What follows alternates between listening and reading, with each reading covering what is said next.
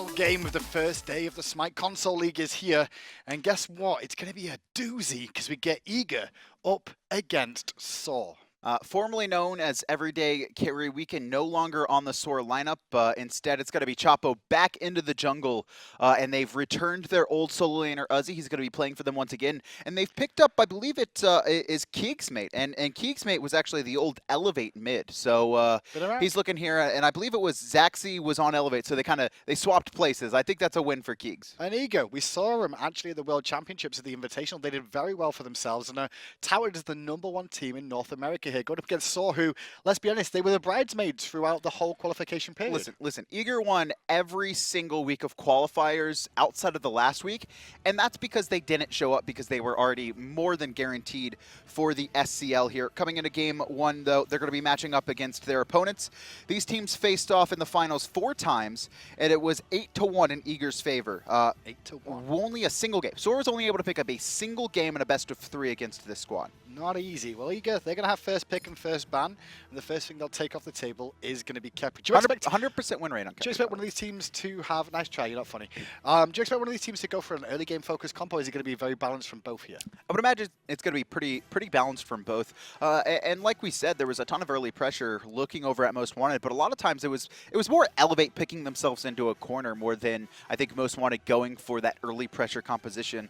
Kuang going to be banned out by SoaR, no surprise there. I don't expect to be seeing this god for quite some time on console. Thor as well taken off. They don't want to deal with that in the jungle coming out from ElChapo, who's going to be the jungler for SoaR now. And ElChapo, well, he rose to fame in that solo lane with some fancy, fancy dancey like tunes with that transcendence. And I was about to say the transcendence here. Chapo he's such an interesting character because individually he's just so incredibly skilled, but he gets in his own head, and that's a good and a bad thing. Sometimes he just gets really excited and hyped up and just wants to fight you all the time, and that can work out. But we talked about it last game where sometimes it could spell disaster. Well, Raijin is going to be the first pick for ElAggro, and now SoaR, they're going to pick up Athena and have a second option to pick for themselves as well. Raijin in the mid lane, very controlling, very burst heavy, especially from level 2 with a power potion start. Yes. They could look Soul for an Stone all-in as well. gank early. And SoaR here, looking to pick up their second god.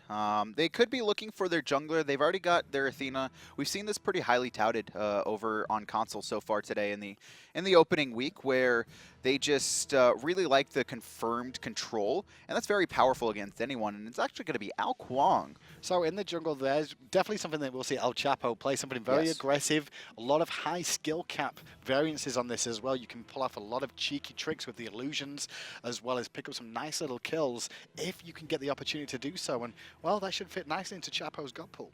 ElAggro here going to be looking to respond. They could go for support as well. If they don't, they leave it open for SoaR to ban away these gods in the second half. They could just look for their jungler right now. Naja Raijin has a pretty nasty combo. We always talk about Naja paying very well with burst mages. While it's not the same as, say, into a Searing Pain from Ra or a Kraken from Poseidon, it still sets up a lot of guaranteed damage. But they are going to go the Sobek here for support, so making sure not to get that banned away. Will be a Ho-Yi to go with it, so firming up the duo lane there. We're going to see that go over to AirCougar, that Ho-Yi.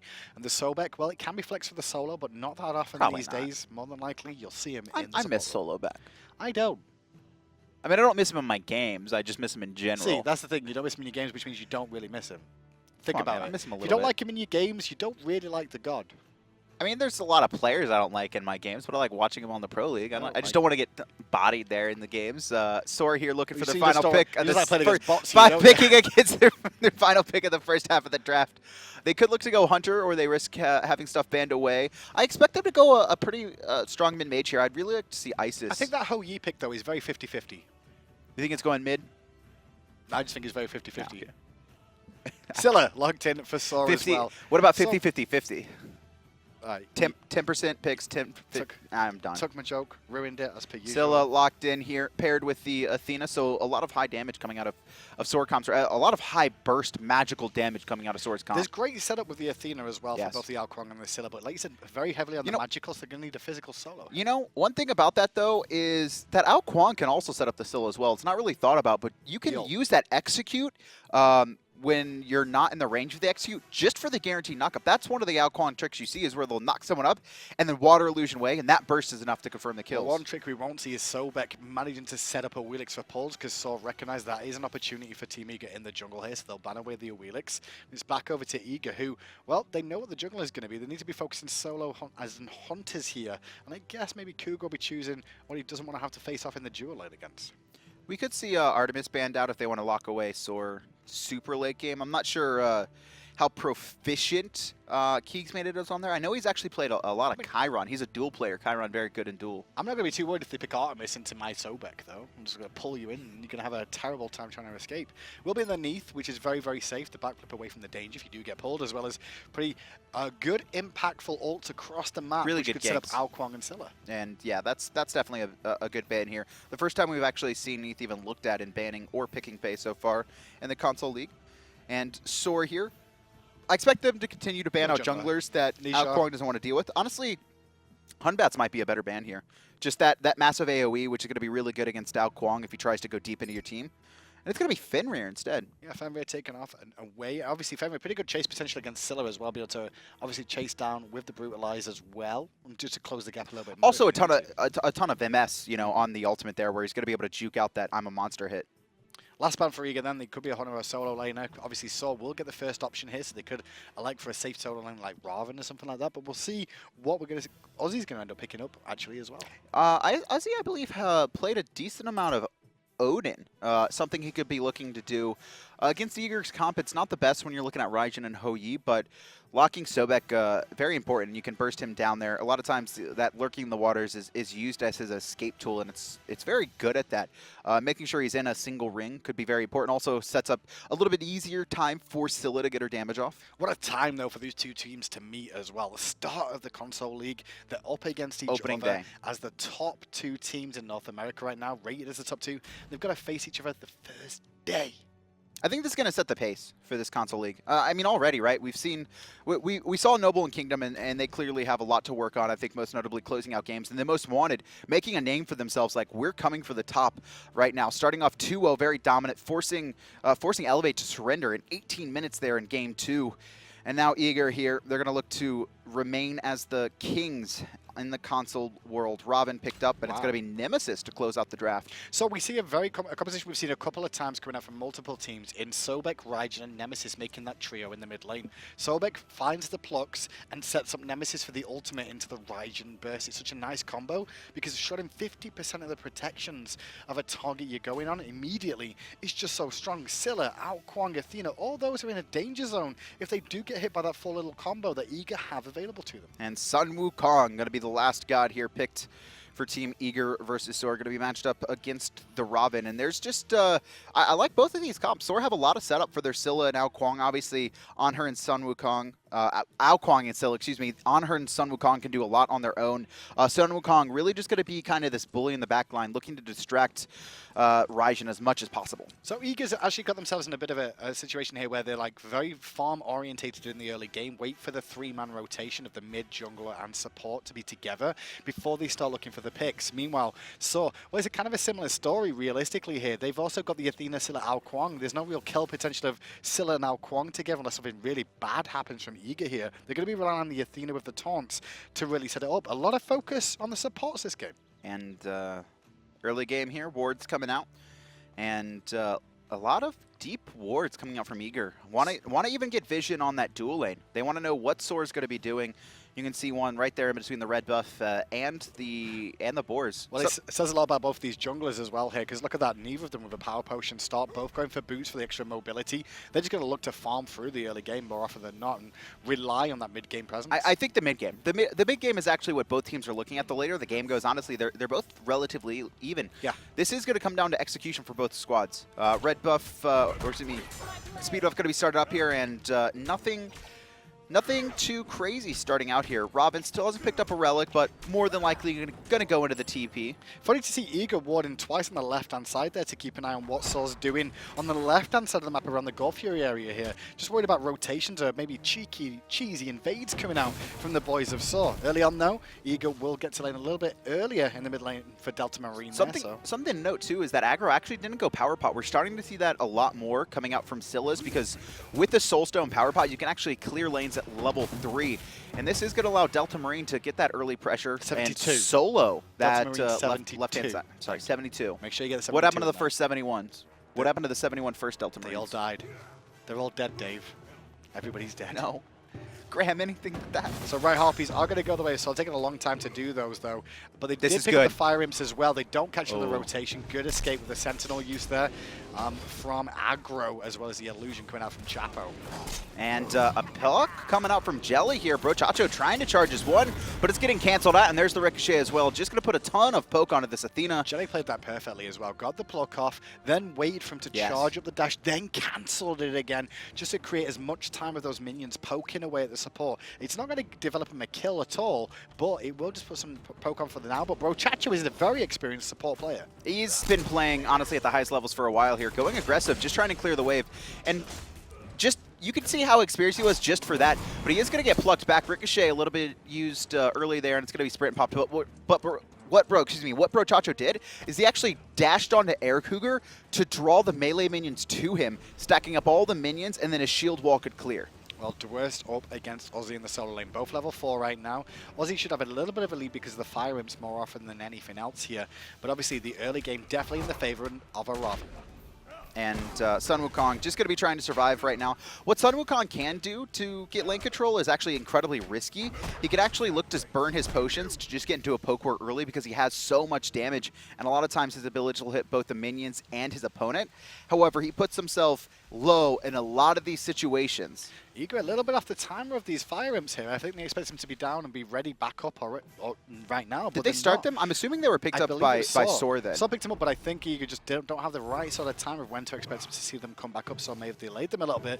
So Eager rotated. They don't lose anything from that, but it just shows that they're trying to find those fire imps before they spawn. And now we're going to see a fight over them now, as both mids and junglers are making that rotation. So is Dwurst. And Dwurst is going to be here. Uzzy forced back to tower. They were picked up here. Not exactly sure who they went to.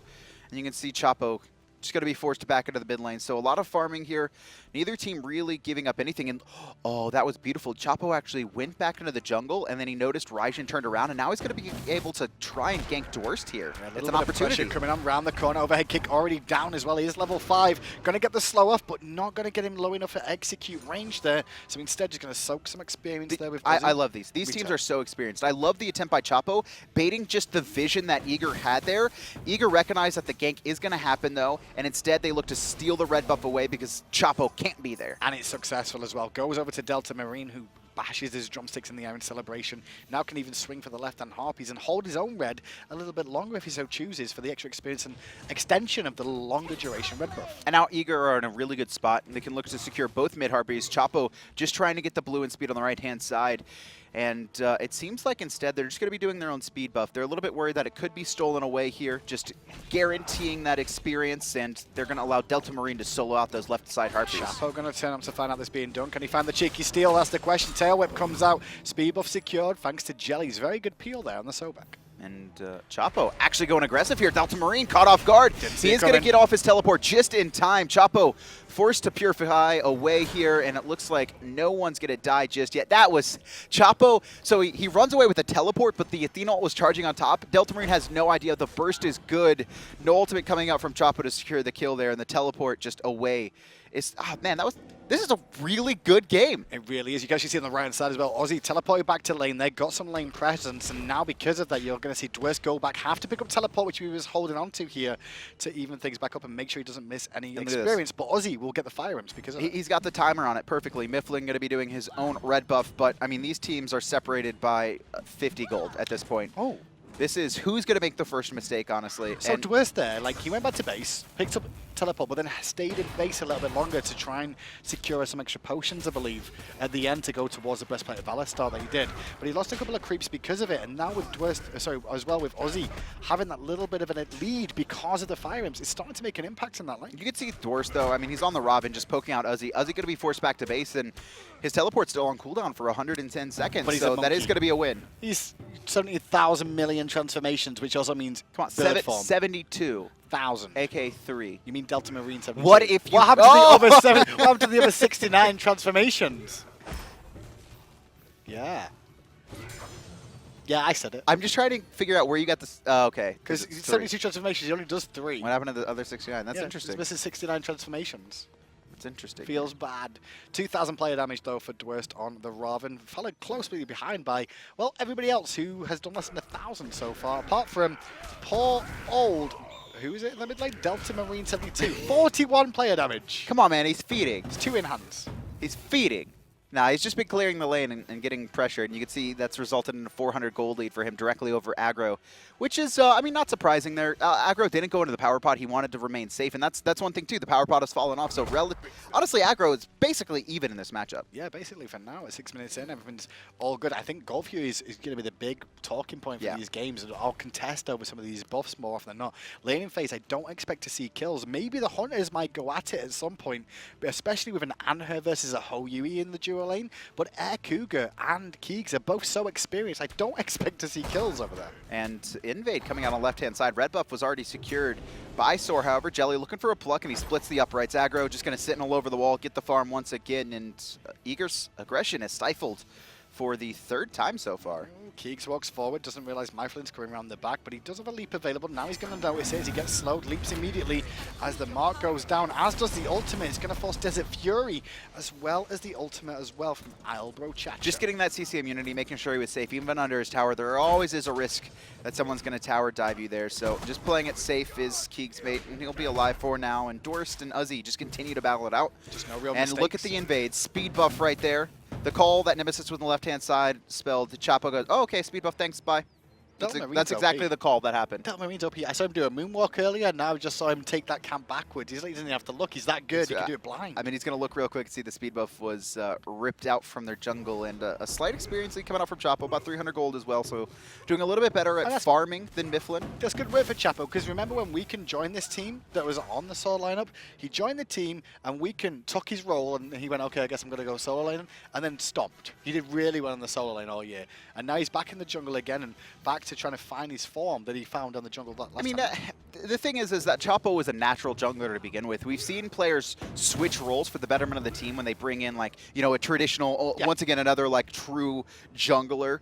So I would imagine it's relatively easy for him to switch back. He also had about a couple weeks to a month, I think, to prepare for this. So in his scrims, he's been doing it. And Chapo was one of, if not the best North American jungler here. So he's just back at it again. Back at it again as Delta Marine takes away the back harpies with his jungler and support in tow. Cougar going to get his own balls here. Level 10, got Golden Bow online, as well as Warrior Tabby. You said Golden Fury was being looked at, but it's just walk fights, really. As SoaR does find a taunt, though, onto Myflin, who's in a world of hurt. The ult was early from Chapo, but the ult from across the way aggro there was a little bit late on the Amber Monster. And Dwurst actually teleported in, doing a lot right now. Jump from KeegsMate, but he runs straight into the Ravana. Going to be able to pop his ult and get out safely here, but Eager just surging forward. And once again, SoaR is just going to successfully disengage. They're really good at that. It's a fun little fight between the two. Still no deaths in this game yet, but it's not. This has been very calculated, though. This isn't like no deaths and it's just people misplaying and not finding kills. This is no deaths, but a really good job on both teams escaping sticky situations. Very high mechanical output. There's still like 100 gold difference between the two teams, considering we've seen invades from both. Talk about invades, there's another one this side of SoaR there. They will steal away the blue buff, and now they're rotating around for Dwurst, but the illusion a little bit too late to find him, as he was already backing away. Level 10, 10, 10, 10, and 11 coming out for Uzzy. Left-hand side, it's 11, 10, 10, 9, 11. So, I mean, it's just a dead even game at this point here. Ravana starting to fall behind the Sun Wukong ever so slightly, and really the big lead is coming out of Chapo, right? He's got about a 500 gold lead, and the second he can finish his second item, which is already done, Winged Blade, he just picked it up here. Now it's a little bit of an opportunity for a power spike if SoaR want to force something. I'm talking about that. Both junglers are that same sort of jungler. They're both looking for power spikes when they can get those online, like Polynomicon, for example. But I mentioned Polynomicon for ElChapo down the Kuang, but he's gone for the Winged Blade here earlier on. Really worried about getting slowed down and pinned by the Nemesis. It's really what he should be looking at. There's also the Suns from Hou that are going to be able to slow him down, lurking in the waters as well. Against this composition, Winged Blade is just a perfect item. It is going to stifle his damage early game here, so he won't be able to get people in execute range, but he has enough damage on the board, honestly, right? The Anhur, the Scylla, there's a ton of poke, guaranteed poke coming out of the Scylla, exactly. And then Uzzy as well. I mean, Sun Wukong does a decent amount of damage, going to be able to put people in that execute range for Chapo to finish off. He just needs that extra survivability. Lost me buff invaded again by SoaR, but they don't manage to find it there. Looks like Myflin did manage to defend it and get away with the double dash. Did he? Oh, I thought they had like both counter-stole each other's speed. Potentially. I just saw a speed on both of them, so I'm like, I guess they both defended their own. More often than not. Both hunters, though, are actually even at the moment. There's about a 50 gold difference between the two of those balls are done. But Jellly's in trouble. He could go down for first blood. I think this is first blood. Illusion to close it down, but no, he pops his ultimate in time. No execute available. Jellly's still alive. Jellly heals himself up. Jellly is finally no more. And actually, the drums of war are going to be sounded here. Chacho slowed, and nowhere for Chapo to go there. Aggro hits his ult, but it's not enough to help out Chapo. So it's going to be a 1-for-1 support for jungler, but that first blood bounty does go over to Kuang. Yeah, no, it doesn't. It goes over to the Athena. Athena, bro. Chacho got it. So for me, ElAggro come out on top of that because they got the kill on the Ravana, which really helps them out. Multiple people involved in the assist. And the kill going to Chacho. I mean, great, your support gets some itemization, but you'd rather have that Kuang just build on a little bit quicker. And Dwurst was already doing a pretty good job of keeping Uzzy in track here. Obviously, Uzzy has been able to stabilize the lane for the most part, but you really do want that Ravana ahead. Just bully the carries on the other side. And what he's going to be looking to do is just stick on aggro, right? He doesn't even have to kill aggro. He just has to make sure that I'm a monster is not going to be easy to hit. Well, Uzzy just remembered the fire imps don't spawn after 10 minutes anymore, but he did drop a ward down just so he's got a little bit of vision there. Dwurst also finding out that the fire imps do not spawn anymore after the 10-minute mark. And so they'll have a bit of a boxing match around who was the first one to find out and who's the most upset about it. Okay, this is what happens, right? You go to solo lane, you hit a bunch of minions, and then you also hit why did you do that again? you also again? You also hit your opponent, right? And then you're just like, someone says, hey, TP to the fight, you're like, oh, okay. And that's all you do. That's all you do all game until like there's no more lane minions to finish off because you've already pushed the towers. Solo laners, man. Solo laners. They just care about themselves, man. This game, very, very evenly balanced on a knife edge, honestly, between these two teams. Very, very similar compositions in terms of late game and mid game control is what both these teams have been fighting over. Invades mainly out, I want to say, out of SoaR Gaming so far, but ElAggro's on some back. I think it's going to start to tilt in someone's favor here coming into the next couple minutes. Gold Fury likely to be looked at, and it's power spike time, right? Early game, when players only have their boots online, you know, there's not that 100-0 potential that you see, but once these mages, Raijin and Scylla, start to get damage items, start to stack up that magical power, I'm a monster, Taiko drums, they're all going to be two-shotting players, and that's when it's like, yeah, you did a really good job early game of avoiding a lot and, you know, making sure your mechanical skill could get you out, but now you get hit once, you're done. And that's what's going to be happening. Kind of looking towards the supports, the Athena taunts, the plucks coming out from the charge prey. If those two start connecting, I think a lot of this game could come down to which support outplays the other one in terms of finding those connections. And you can see that's exactly what SoaR are looking to do. It's Chacho actually looking to force a lot of fights, completely opposite of Matt Koiz, who was kind of like there and then he taunts. Chacho is looking to be the initiator for this squad, most notably looking for that Sobek. We've seen him multiple times taunt him out, try and get the damage, and it just hasn't been enough. But now that the big items are coming out. Support players as well, though, because Jellly Sobek is not something you can shake a leg at. It's very, very strong, as is Chacho's Athena. So seeing those two go at it and have to try and be the forefront initiators for the team the whole game long. You know, because the two solo leaders, they're just going to be looking for the back line. You know, funny enough, because a lot of times you're watching games, and if they're slow paced, it's like, oh, come on, when are they going to fight, blah, blah, blah. But this one is like, it's just so calculated. You can see it from both teams where we've seen the ganks coming on the left-hand side, right? We've seen Myflin on that Nemesis try and pick up KeegsMate and immediately immediately Chapo, the intelligence, just goes and invades the speed buff, knows the timer, knows that the Nemesis is on the wrong side of the map, and it's just kind of been this chess match between the two right now. It's kind of the whole story of the game so far. It's only 1-1 at the moment. Obviously, a technical issue will be taken care of at the moment. But these two teams are the top two teams in North America coming into this the season for good reason in terms of consistent performances. It's been eager. They've taken this direct matchup 8-1 during the qualifiers, just completely dominating the team. Even when they picked up Weekend, right? They were already beating them before Weekend joined. Then they continued the domination, they were dominating them before Weekend joined. He joins, still able to lock them down. They picked up a pace, I feel, with Weekend as well. I think Weekend's just experience ended up helping them and pushing them a little bit further. And now with Weekend leaving, well, they can just continue with the experience they learn and adjust. I think that's and adjust. No, I wasn't. Come on, man.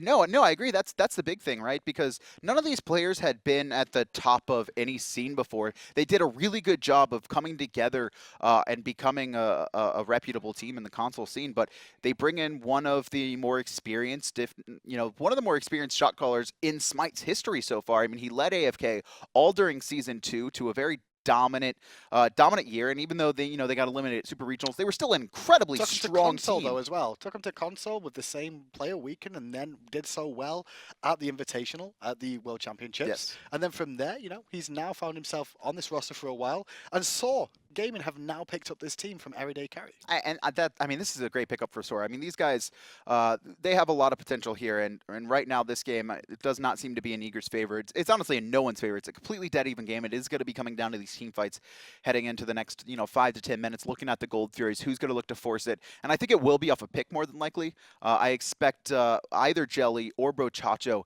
to find a pluck or a taunt onto one player. That person gets 100 to 0'd, and then that winning team is likely going to look to force a team fight at the Gold Fury. So we've seen the other 4 teams that are actually in the North American Pro League play already today. Out of those 4 teams, obviously excluding the 2 we're watching right now between Eager and SoaR, which would you say is like the strongest most one wanted? Of those? Most wanted for sure. I mean, Kingdom and Noble, they had a lot of trouble closing out games. I think individually, all the player skill is pretty close, although I do right now like a lot of these individual mechanics from, El Brochacho specifically looking at SoaR, but individually they're all together, and I think just it's SoaR and Eager are more intelligent and more experienced more than anything. But most wanted, they seem to have come together here with their new roster, looking like they can challenge the top 2. And experience is a big thing as well going into this season because it will help you out. But that's what the console league's going to do for all these teams, is bring them up to the same sort of level. They'll play each other weekly, get to know each other, get to know each other's experience, and actually develop a meta because of it. Yeah, there's going to be, it's a 7-week Pro League. We're actually doing the first 2 weeks here over the next 4 days. 6 teams in North America, they're all going to be playing each other twice. 4 teams in Europe, they're all going to be playing each other 3 times. So they do play over the same length, but they'll all be playing the same number of matches, but with a couple less teams over in Europe, they're going to be playing each other a little bit more. A little bit more often as well. And Europe will be tomorrow as well. And obviously, we've got weekend. Saturday will be more European action. Sunday will be more North American action as well. Obviously, guys, we've got a bit of a technical issue with this SoaR versus Eager match. We'll bring it as soon as we can. For the moment, though, we're just going to wait around and talk a bit more about what we could potentially see so far. So, as well, Susano and Ratatoska were banned this week as well. So with Susano and Ratatoska both not available, do we expect that we'll see them hit the pro when they're actually available? Will we see play immediately? I mean, we saw Susano even right on the console as well. In the first week of PC, you saw it 100%. Also, Susano, a lot about his strength is less about the numbers and more about how easy it is to confirm the damage. Right. And that's going to be something very important, right? You got 2 big AoEs for your damage on Storm Katana. You have, the pool, which is guaranteed setup and very important coming out from the console as well. It's all about synergizing your abilities, and he's pretty mobile as well. So there's a lot of trickery where he's going to be hard to lock down and can escape a lot. Well, guys, we're going to cut to a quick break as we get this technical issue dealt with. Apologies for all these issues we've been having today. We'll be back after this short break as soon as everything's sorted and Kevin has finally worked out his password. Come on, man. It's Hindu. Back after that short advertising break, we are now back with the action. All being well, Eager versus SoaR. As you can see, Adonis hurt a bear. He was the cause of the server issues. If you're wondering why he's been taken care of. That's the best. That's the best thing we have for servers. Come on, man. That's the best thing we have for servers. We apologize once again for the technical difficulties, but we seem to have all had them sorted out. Words, come on, it's been a while, man. It's been like 10 minutes. You look a little bit sweaty. Let's get in a game though here. Eager versus SoaR. We're back in 12 minutes, 1-1 are the kills. And the gold lead is still relatively even. It's about 1,000 in favor of SoaR right now.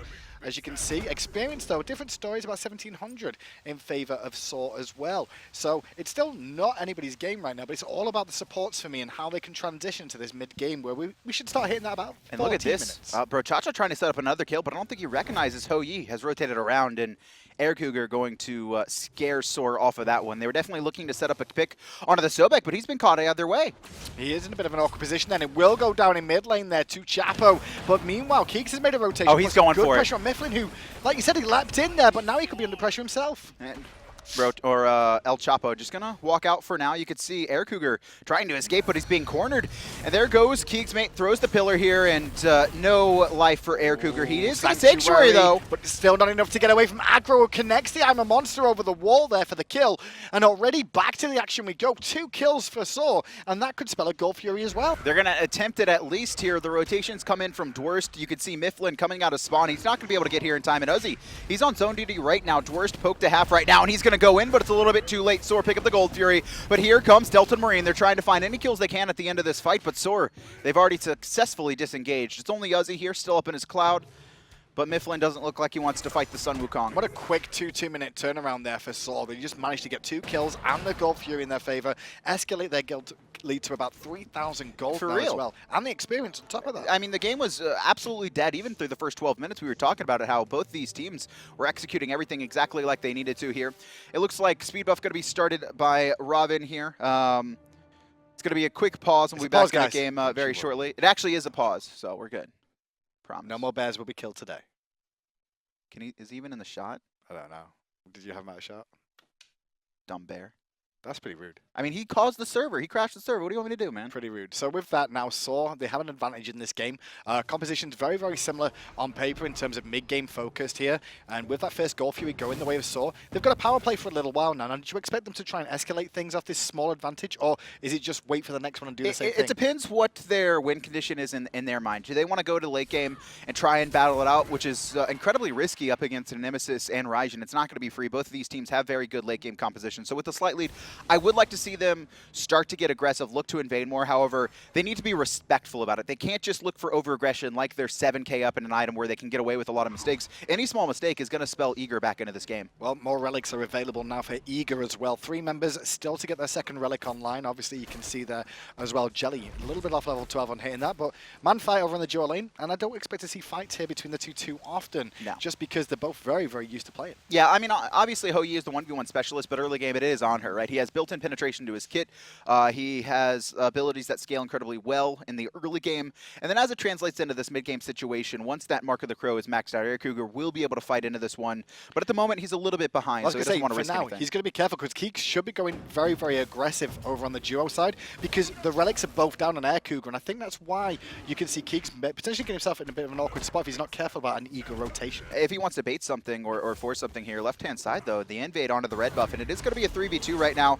But Chapo, he's actually been aggressed onto first, and a little bit of trouble here is Myflin just going to dash away. AirCougar drops his ult as well, and it's just about getting SoaR off of this. Just one ult down for either team there. Jellly looking for the pluck there on to Keeks, but he's going to get away from the danger. Ricochet off the mark from Cougar at half health, and he will have both his relics available, but will need a trip back to base soon, although he's staying in lane for this next wave. He's going to be careful. And I believe Delta Marine stole that, or secured his own red buff, correct? That wasn't a stolen red buff from earlier? I'm not entirely sure. I would like to imagine so. Yeah, because Aggro just lost his red buff, so Delta Marine and ElAggro successfully able to hold off of the invade so far. Back to the solo lane is Uzzy still with that level lead here over Dwurst, who did pick up the first kill earlier on. I'm a Monster after marking mid lane though, and immediately Delta Marine going to get out of that. Chapo engaged on, and he's Myflin under pressure, but the double dash will get him away.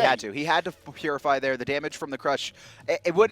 I can't promise it would have killed, but it would have been probably within 10 damage just off of feeling right there. Safely, Myflin gets out of that one. You can see he's finished his Jotuns, and this is interesting to me because we saw Nemesis be a completely bottom tier jungler for quite some time. She saw some buffs, and she got into play it again. And players actually switched the build. Previously, it went into this Ick and this Chin style, but more recently, it's been more of the tanky frontline Nemesis, where it's ult bots, the Void Shields into magical protection.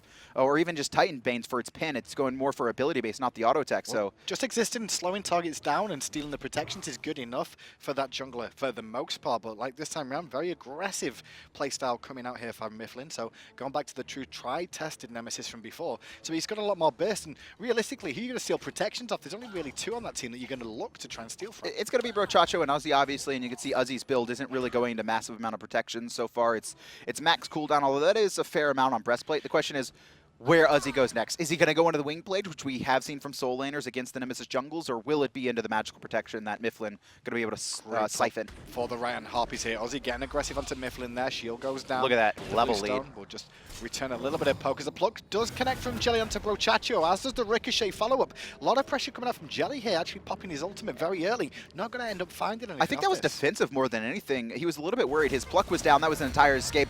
Cougar forced to purify here in the mid lane, and SoaR, they have this gold lead and this experience lead. They're starting to pressure it here, looking for something in the mid lane. They weren't able to find a pick here, but maybe a tower focused or at least on some Cougar. rotation. The focus on Cougar is really good here. Burning his purification before the next engagement. Gold Fury coming up, red buff available, and SoaR going to take it away. And Eager, they're not even in a position to fight this. They're not happy about going in. They do have a TP, and there's a three-man taunt coming up from Brochacho. A follow-up over the top, but it's not enough to secure a kill here.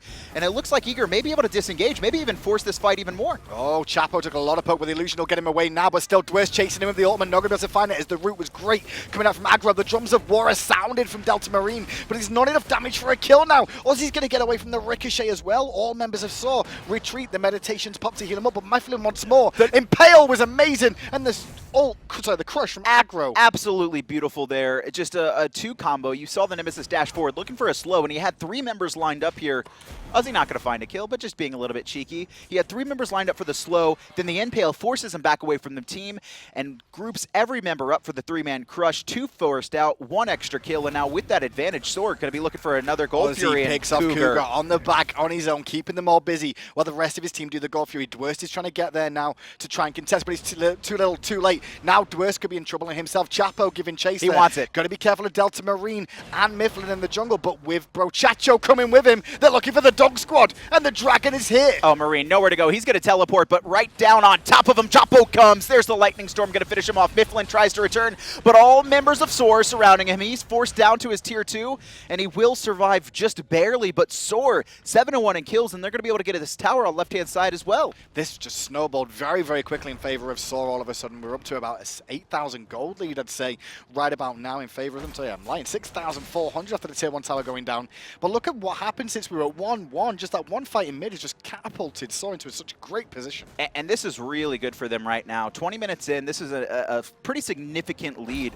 It's about a one-item advantage, or just shy of there. You can see 2 soul traps picked up for the mages onto SoaR. One for Scylla, likely looking, could be a Thoth, could be a Soul Reaver, but Chapo, he's looking for the Soul Reaver, and he needs about 1,000 more gold to finish that off, and that's when his burst potential is going to be massive. And those gold leads is the reason the mid and jungle are the biggest comparisons between the two right now as well. Hunter-wise, though, Chins has been finished for Keegs on the Anhur. Meanwhile, still being worked on by Cougar here. We could also see the Titans potentially being picked up as well by Keegs. So small advantages for the Hunters is about a 1,200 gold lead, that. And you can see Jellly actually getting incredibly punished for the build style he's went into. We've seen the breastplate and CDR boots be pretty common in supports, I'd say, at the beginning of Season 3, but it's kind of fallen off a little bit. And the whole reason is you don't have a health base to go off of. Early game, the protections aren't as powerful as just raw, flat health.